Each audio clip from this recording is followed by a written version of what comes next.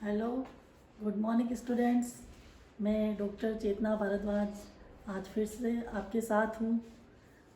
कल हमने थॉर्नडाइक के मुख्य नियमों का अध्ययन किया था, जो कि 3 थे। पहला था तत्परता का नियम, दूसरा अभ्यास का नियम और तीसरा प्रभाव का नियम था।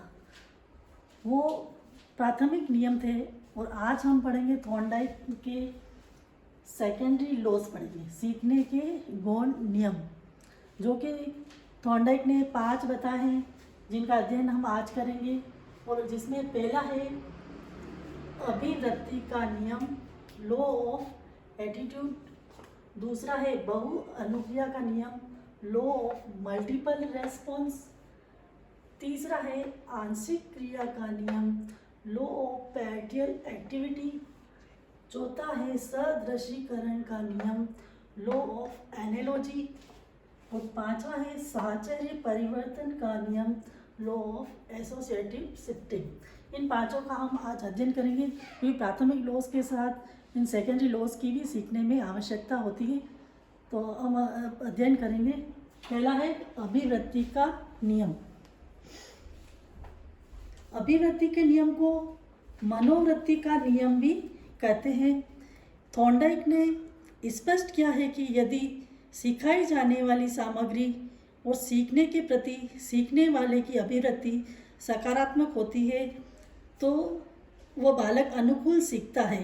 अगर शिक्षक जो सिखा रहा है उसके प्रति बालक की सकारात्मक दृष्टिकोण होता है, उसकी उसमें रुचि होती है, तो वह उसे अधिक सीखता है। इसे मानसिक स्थिति का नियम भी कहते हैं। यह नियम इस बात पर बल देता है कि बाहरी स्थिति की प्रतिक्रिया व्यक्ति की मनोवृत्ति पर निर्भर करती है।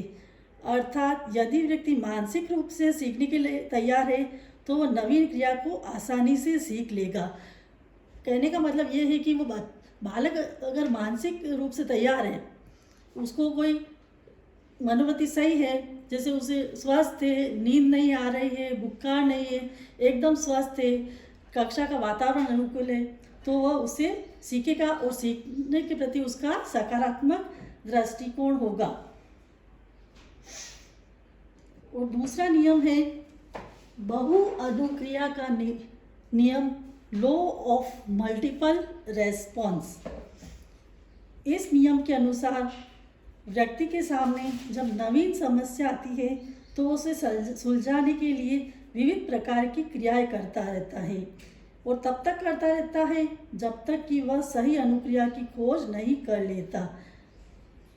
कभी भी विद्यार्थी के जीवन में बहुत सारी समस्याएं आती है, लेकिन उस समस्याओं को सुलझाने के लिए व्यक्ति बहुत से उपाय सोचता है। उपाय सोचते उसे एक उपाय मिल भी जाता है जिससे उसकी समस्या का समाधान हो जाता है। वो समस्या का समाधान होने पर विद्यार्थी और अधिक सीखने के लिए प्रेरित होता है और उसकी समस्या सुलझ जाती है और उसे संतोष भी मिलता है। अगर वह असफल हो जाता है तो वह निराश हो जाता है।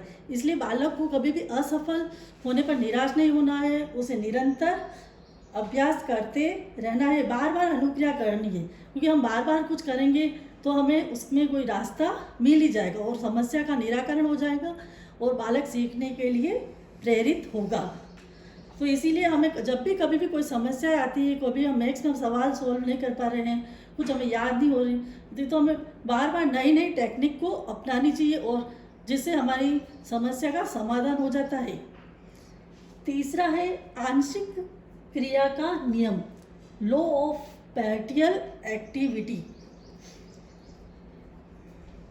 लॉ ऑफ पैर्टियल एक्टिविटी, यह नियम इस बात पर बल देता है कि कोई एक प्रतिक्रिया संपूर्ण स्थिति के प्रति नहीं होती है, यह केवल संपूर्ण स्थिति के कुछ पक्षों अथवा अंशों के प्रति ही होती है।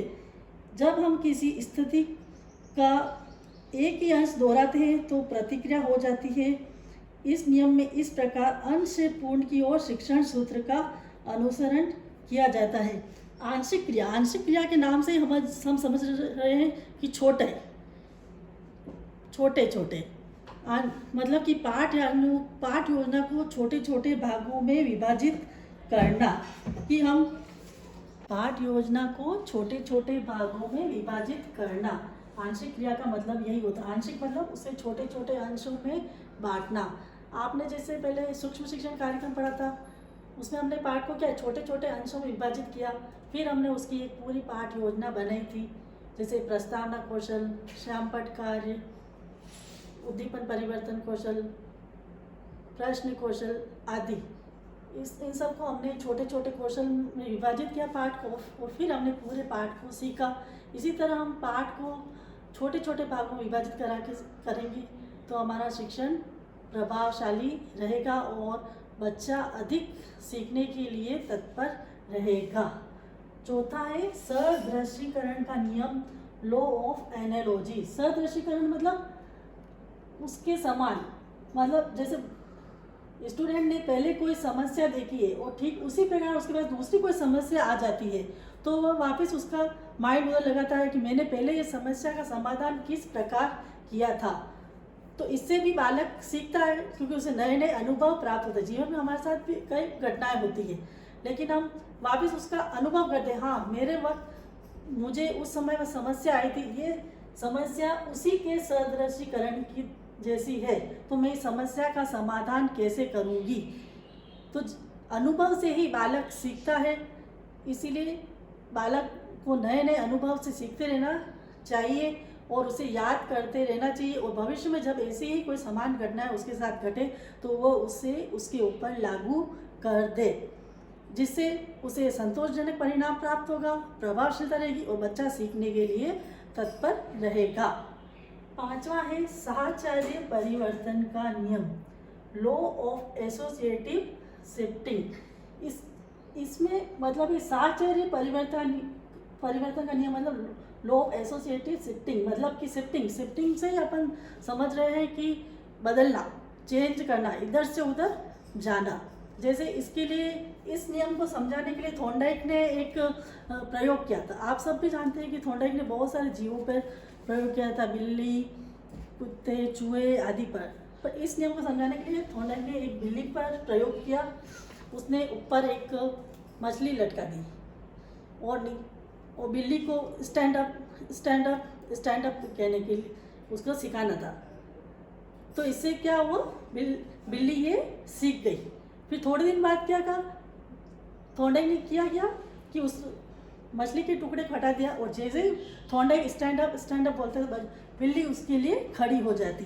तो यानी कि वह उस मछली के टुकड़े की जगह वो संबंध स्थापित हो गया। यही साहचर्य परिवर्तन का नियम है कि हम किसी दृश्य सामग्री, श्रवण सामग्री आदि को लेकर भी हम स्टूडेंट को सिखा सकते हैं।